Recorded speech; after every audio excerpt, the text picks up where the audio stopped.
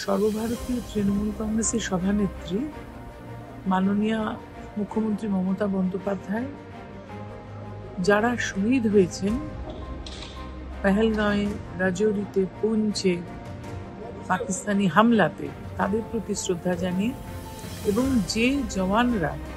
দাঁতে দাঁত দিয়ে লড়াই করেছে ভারতবর্ষের সার্বভৌমত্বকে রক্ষা করতে, ভারতবর্ষের মানুষকে রক্ষা করতে এবং করতে গিয়ে শহীদ হয়েছেন অনেকে, তাদের প্রতি শ্রদ্ধা জানিয়ে আজকে এখানে সংসদীয় তৃণমূল কংগ্রেসের যে পার্টি তার একটা সভা তার নির্দেশে এখানে আমরা করলাম।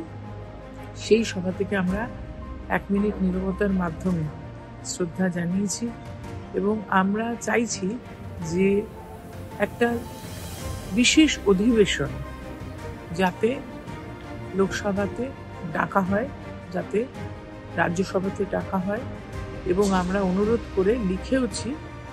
প্রধানমন্ত্রীকে যাতে উনি এই পদক্ষেপটা নিয়ে আলোচনা করার সুযোগ দেন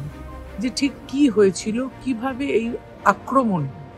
জওয়ানরা প্রতিহত করলেন। এই আলোচনাটা